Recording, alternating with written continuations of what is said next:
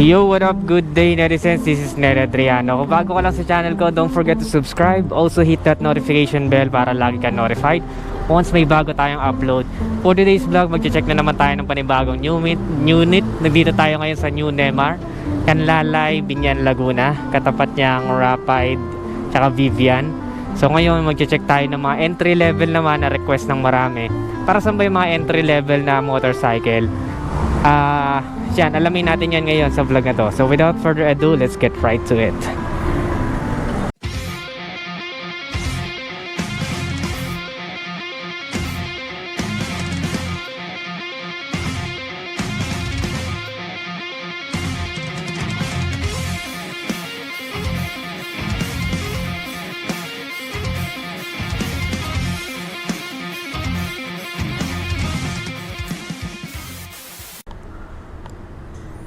So yun guys, nandito na tayo, nagbabalik tayo ngayon sa New Nemar, sa Canlalay, Binyan, Laguna. So as you check, nung una tayong pumunta dito, ang una nating na-review is itong Honda Airblade. So ang ganda ng feedback doon. At ang dami din na nagre-request ngayon na mag-review naman tayo or magbigay ako ng insights and verdicts sa mga entry level na motorcycle. So ngayon, ang napili ko is tong Suzuki Smash dahil napakadami nagre-request nito.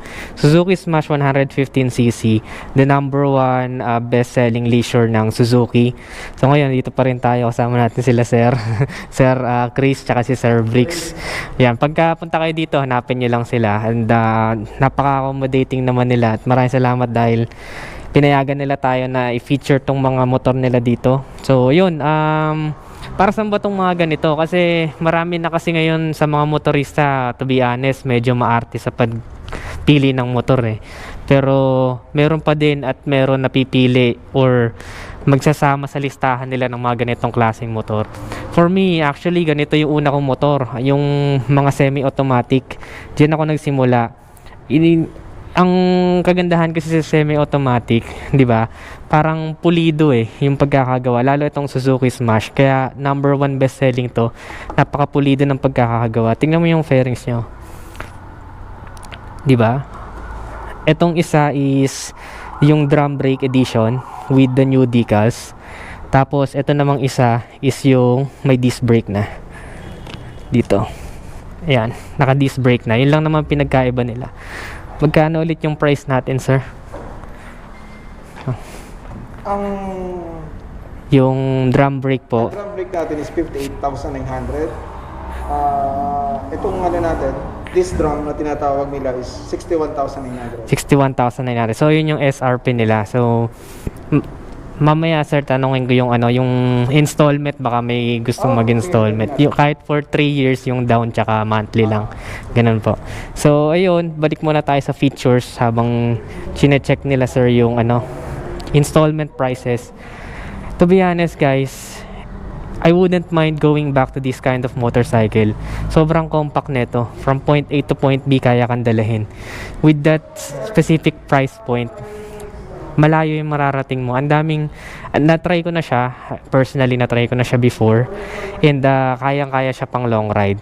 It is air-cooled pa rin, single overhead cam, 2 valves, 4-stroke, rotation ang kanyang gears, 4 gears down, dito dagdag, dito bawas, ganun kasi yun. Wala na siyang clutch, clutchless, kasi nga semi-automatic siya.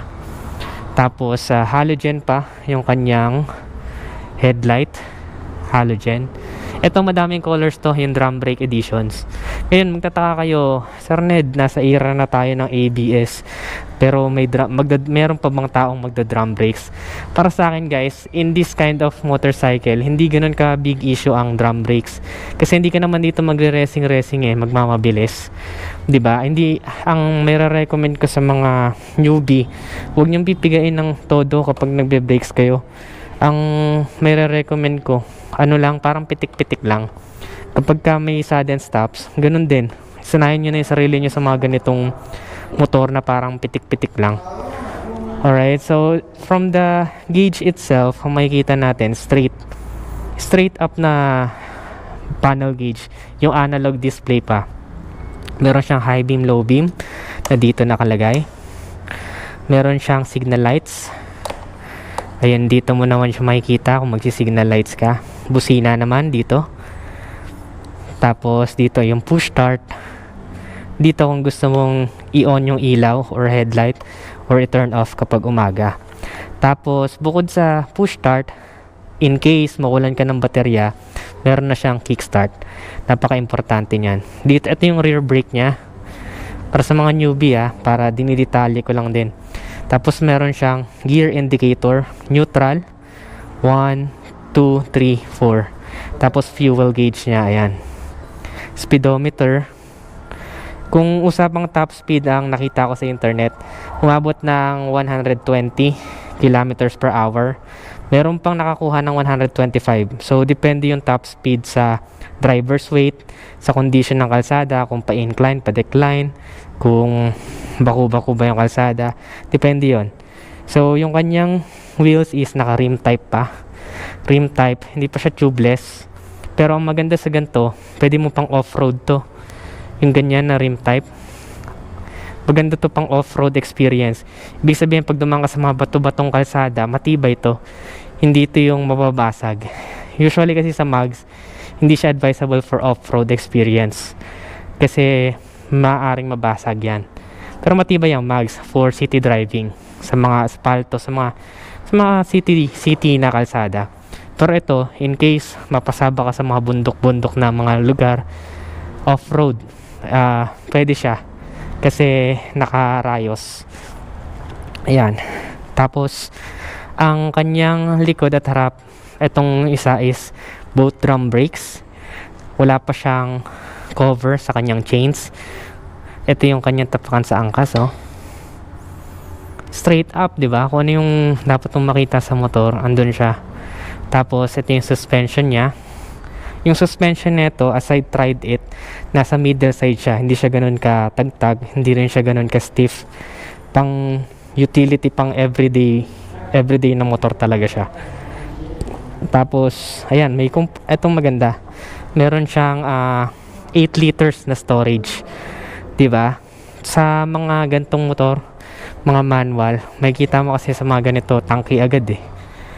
Tangke agad siya. Wala kang paglalagyan ng kahit anong storage.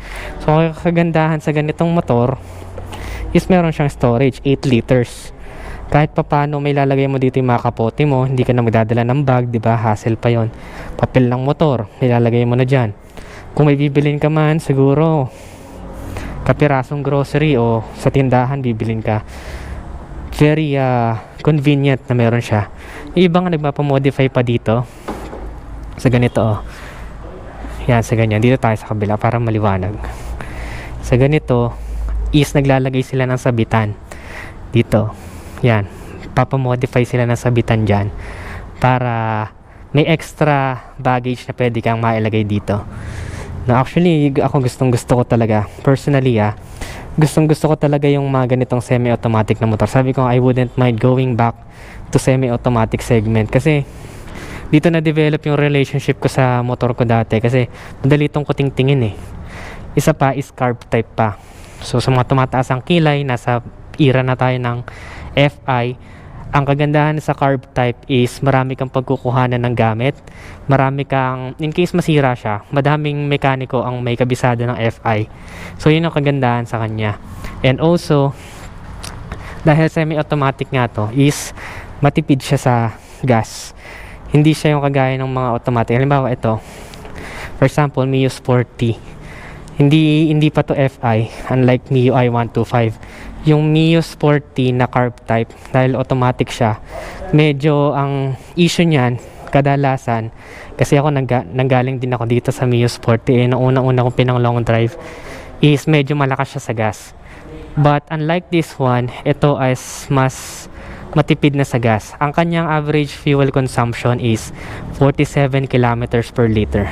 Ayun yung kanyang average fuel consumption. So mga nagtatanong, wala pa siyang kill switch sa side stand. Kadalasang safety feature, wala pa siya noon. Pero yung design niya, very friendly. Ika nga nila, sobrang pulido. Diba? Ang ground clearance niya is 130 millimeters. Tapos, bulb type pa yung kanyang tail light. Ang ganda din ng taillight niya, no? Sabi ko, mas gusto ko talaga yung ganitong taillight na isang buong piece kaysa yung nakahiwalay dito yung winker or signal lights. Kasi kapag ka ganun, pwedeng mabali. Pero ito, wala na to talaga, wala ka na intindihin. Pati yung hawakan ng ano, very compact. Hawakan ng angkas niya. So, sa mga nababaduyan sa ganitong kulay, I challenge you to think twice. Kasi yung ganitong kulay could save lives. Kasi kitang-kita to sa gabi eh, 'di ba?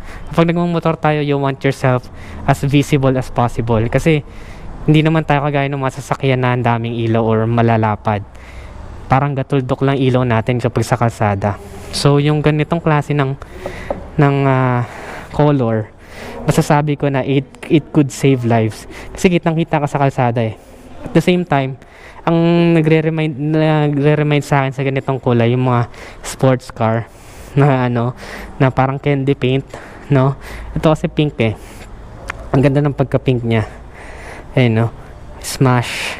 Yung may decals na siya. New decals na to, ha. Itong nire-review natin na to. New decals na. Ang pinagkaiba lang ng dalawa, may disc brake na to para sa mga gusto ng extra power kapag nag-stopping. Ito, kaso ang kulay lang ng naka-disc brake, blue lang. Sa pagkakaalam ko, blue lang. Tapos ito ay yung maraming kulay. May red, may green. Madaming choices of colors to. Ano po ba masasabi natin dito sa Suzuki Smash? Ano po ba gusto nyo malaman sa kanya? Ayan, oh. Ganda ng ano niya. Ganito sabi ko, gusto ko may touch ng ganito. Parang reflective sa cover ng muffler. Kasi nakakadagdag to ng style eh. Madali itong kutingtingin kung first motorcycle mo and also for millennials, yung iba ginagamit to pang hanap buhay. May re-recommend ko pa rin tong Suzuki Smash.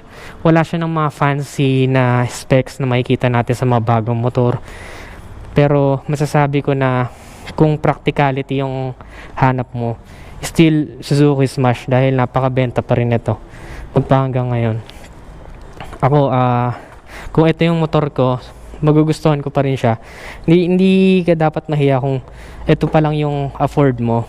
Kung halimbawa, yung mga kasabayan mo, may mga ganito na Airblade, hindi ka dapat mahiya kasi kanya-kanya lang yan ng page sa buhay eh. Maring naulan lang sila, pero panindigan mo muna kung ano yung kaya mo ngayon. Kasi, ang maganda doon, kung halimbawa, ito lang yung kaya mo. Pwede mo tong i-upgrade eh. Pwede ka dito mag-modify, di ba? Pwede mo pa tong pagandahin. At the same time, hindi butas yung bulsa mo na para lang makapagpaporma o makapagpasikat sa mga kaibigan, di ba? Kahit na hindi mo na kayang bayaran, yun na yung kukunin mo. Para sa akin, this is still a bike na may magiging proud ka, na kaya mo siyang panindigan, kaya mong bayaran, kung hulugan man yan. Ito yung bike na for beginners, kahit sa mga seasoned or more experienced riders, may re-recommend ko pa rin to kung practicality yung number one na hanap nyo. Kung ano pa yung na-miss out ko, please comment down below. Ano pa yung gusto nyo malaman about Suzuki Smash. And one more thing, gusto ko yung ganitong design na headlight. Kasi kapag ka lumiko ka, sabay. Yung iba kasi, bawa, ayan o. Nandiyan yung headlight niya, di ba? Kailangan buong katawan mo pa yung mailiko mo bago mo makita yung kalsada. Sa ganito kasing headlight, kapag ka lumiko ka, mailiko mo lang yung manibela mo, kita mo na agad yung kalsada. Yun yung gusto kong sa ganyang headlight. So last, siguro, papakita ko, around 5'3 to 5'4 yung height ko. Check natin yung seat height niya. So naka center stand pa to. Bababa ko lang. Mabababa pa to sa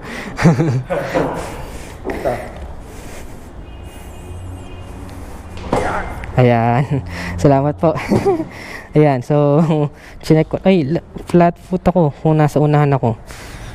So perfect pala to for shorter riders. Sa mga nagsasabi kasi kung kaya ba to sa mga matatangkad na driver. Para sa akin kasi, kung abot mo, okay yun sa'yo eh. Hindi kasi yung concern iba para lalaking bulas ako dyan. Pero for me, short or tall rider, perfect to kasi lawak ng legroom eh. Kung ganito kung 6 foot ka siguro mga ganito legs mo. Hindi naman siya makaka-apekto. Magaan pati. Magaan pala to. So, easy to maneuver siya. And yung mga quality ng fairings niya, hindi cheap. Malleable. Ibig sabihin, hindi siya masyado stiff or malutong. Kapag ka nabangga ka, hindi magiging bubog. Kumbaga, susunod siya. So, ayun yung mga nagustuhan ko.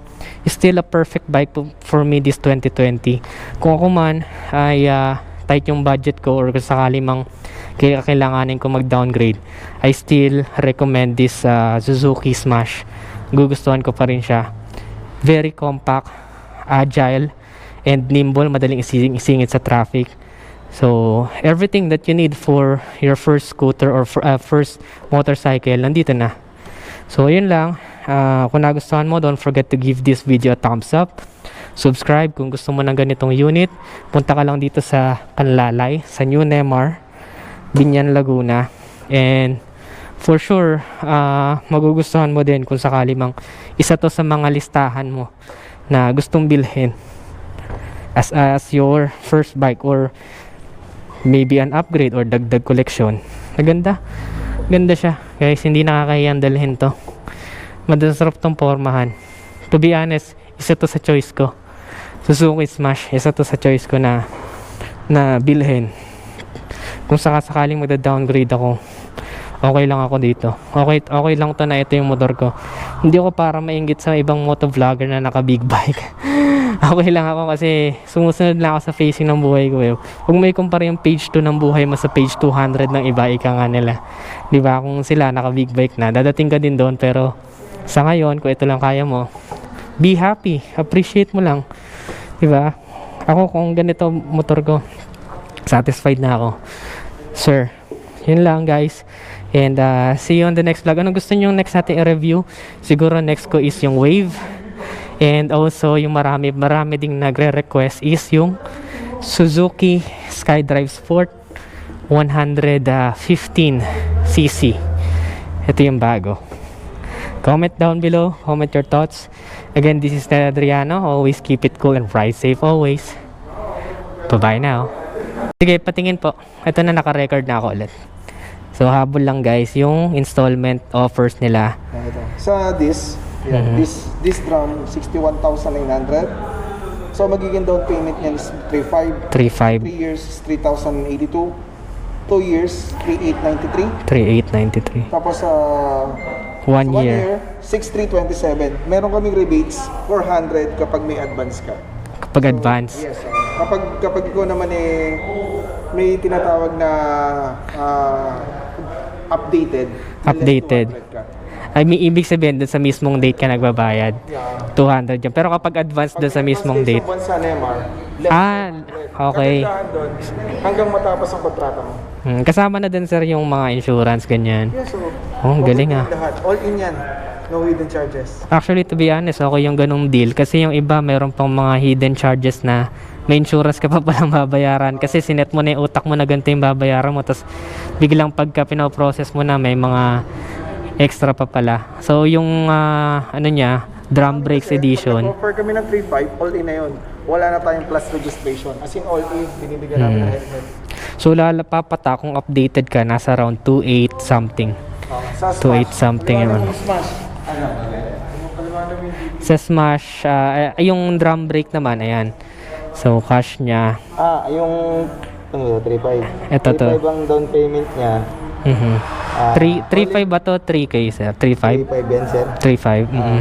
All in na dyan, kasama na yung registration, tapos yung insurance natin, comprehensive. May freebies ba kayo sir? Yung mga natin. Basta yung insurance namin, comprehensive. Hindi ka gaya sa iba, tip.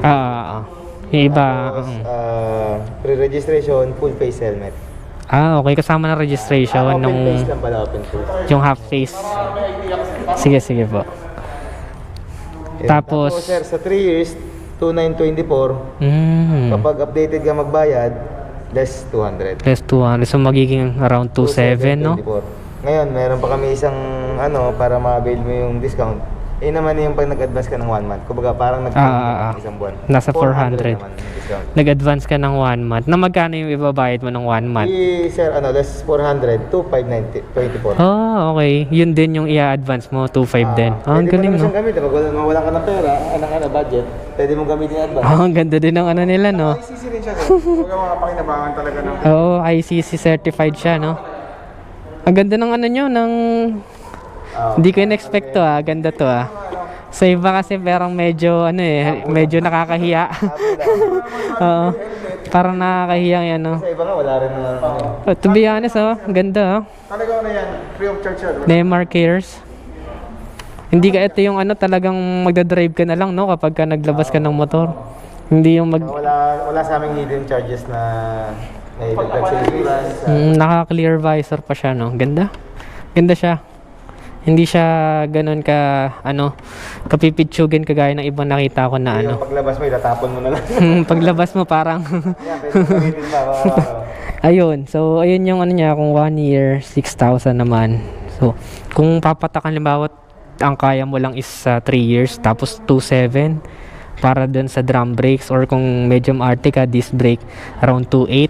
So, parang halos 100 lang difference sa hulog monthly. Tapos ganyan, meron ka ng Suzuki na motor. 'Di ba? Hindi na nakakapanghinayang, kayang-kaya na. Kasi yun ang habol ng mga customers diyan eh. Yung brand na Suzuki, talagang mapagkakatiwalaan yung makina pang long ride. Talagang wala kang sakit sa ulo. Yun ang gusto ko sa kanya. So yun guys, ayun yung presyo niya. Maraming salamat ulit sa panonood. And move on tayo sa susunod nating i-review. Either Honda Wave or Suzuki SkyDrive Sport. Comment your thoughts below.